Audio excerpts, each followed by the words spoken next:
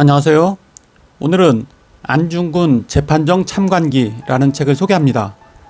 1909년 10월 26일 하얼빈역에 울려 퍼진 세 발의 총성. 일본 초대 총리이자 제1대 대한제국 통감이었던 이토 히로부미가 괴한의 총탄에 맞아 쓰러졌습니다.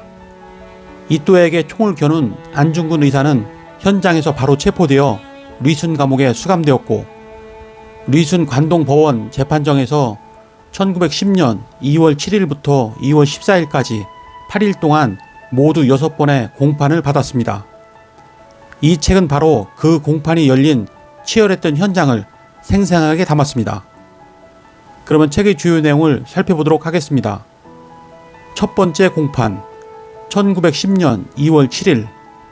나는 왜 하얼빈에 왔는가? 재판장, 그대는 고향을 떠나온 이래 3년 동안 무엇을 목표로 하고 살았는가? 안중근, 목표 가운데 첫 번째는 한국의 교육을 꾀하는 것이요, 두 번째는 한국의 의병으로서 나라를 위해 이곳 저곳을 다니며 연설을 하는 것이었다. 재판장, 그러니까 나라를 위해 무언가를 해야겠다는 생각이 있어 지난 3년 동안 낯선 타국에서 한국의 독립을 위해 분주히 활동했다는 말인가?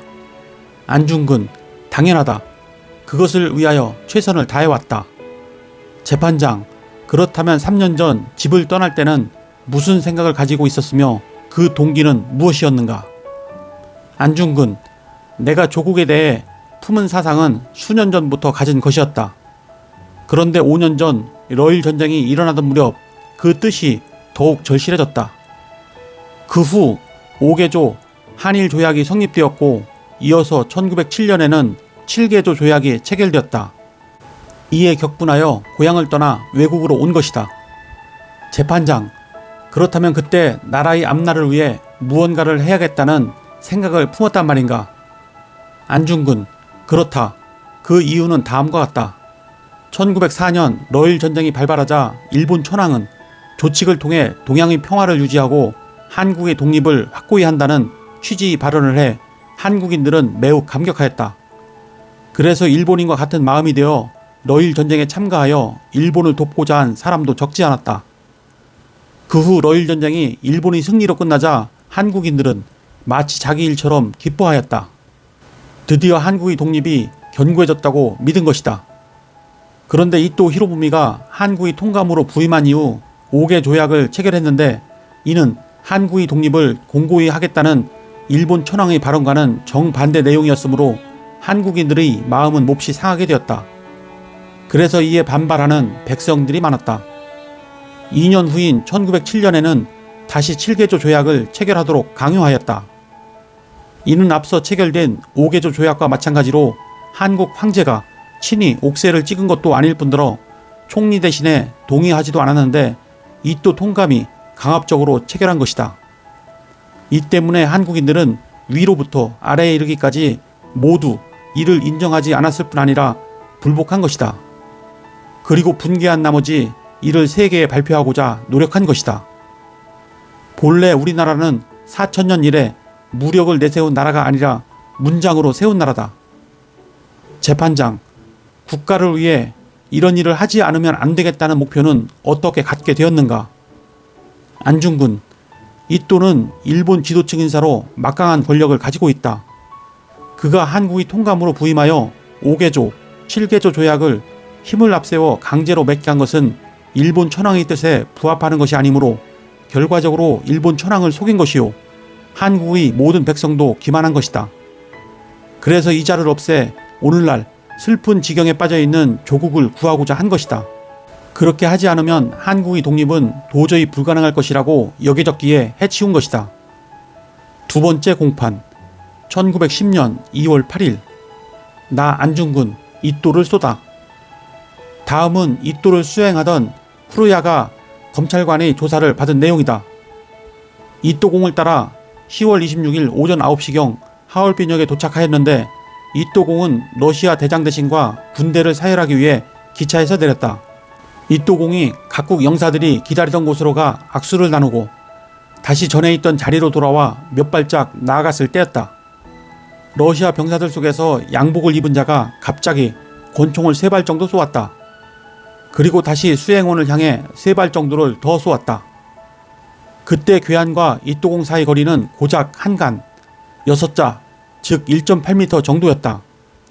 그 순간 이또공이 부상당한 것 같아 다른 수행원들과 함께 즉시 공을 열차 안으로 옮긴 후 고야마라는 의사에게 치료를 부탁했다. 의사는 즉시 치료에 착수했다. 그러나 30분 정도 지난 10시경 공은 결국 사망하고 말았다. 고야마는 의사로서 이또공의 부상에 대해 감정하였는데 그 내용은 다음과 같다. 이또공의 부상은 3곳인데 모두 총알에 의한 것이다. 첫 번째 총알은 오른팔을 지나 양쪽 폐를 관통하고 왼쪽 폐에 박혀있다. 두 번째 총알 역시 오른쪽에서 들어간 상처로 오른쪽 옆구리로부터 들어와 왼쪽 옆구리에 총알이 박혀있다. 세 번째는 오른팔을 스쳐 내려와 중앙부에서 체내에 들어와 복부 안에 박혀있다. 치명적인 사망 원인은 내장내 출혈이다. 여섯 번째 공판 1910년 2월 14일 사형 선고. 미나베 재판장은 판결문을 읽는다. 판결. 한국 평안남도 진남포 무직 안흥칠 즉 안중근 31세.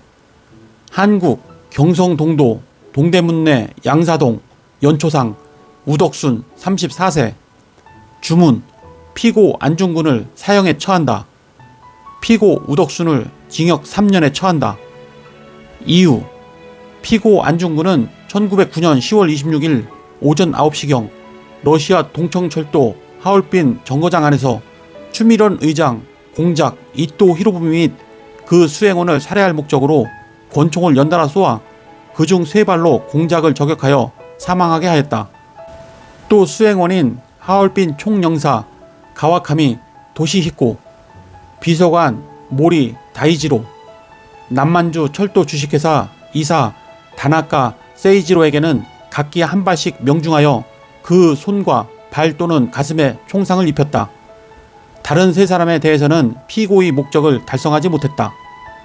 피고 우덕수는 피고 안중근이 전황 이또 공작을 살해할 목적임을 알고 그 범행을 도울 생각으로 1909년 10월 21일 그의 소유 권총 및 총알 몇 개를 범죄에 사용할 목적으로 휴대하였다. 또 피고 안중근과 함께 러시아 블라디보스토크를 출발하여 하얼빈에 도착하였다. 같은 달 24일에는 함께 남쪽으로 이동해 체가구에 도착한 뒤 그 역에서 범행을 결행하는데 적당한 장소를 알아보기 위해 다음날 25일까지 역의 형세를 시찰하는 등 안중근의 범죄 예비에 가담한 자다. 리순 감옥에서의 마지막 아침.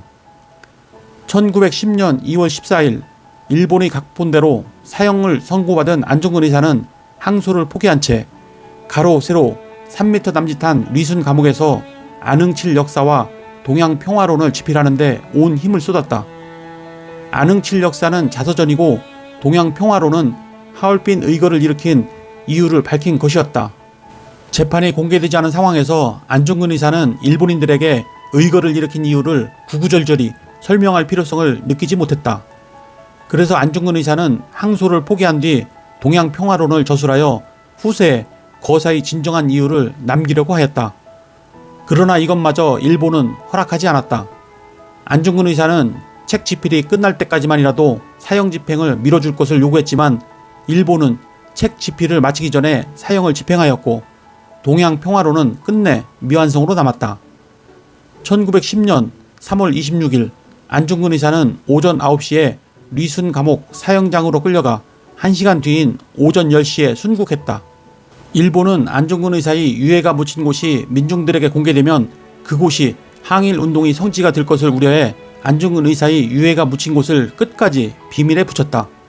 지금까지 유해가 묻힌 정확한 위치를 알 수 없는 이유다. 네, 이상으로 책의 주요 내용을 살펴보았고요. 안중근 의사의 희생과 행동은 한국 독립운동의 상징적 사건 중 하나로 여겨지며 그의 이름과 업적은 대한민국과 다른 한국 관련 지역에서 존경과 기리를 받고 있습니다. 그러면 다음 시간에 뵙겠습니다. 감사합니다.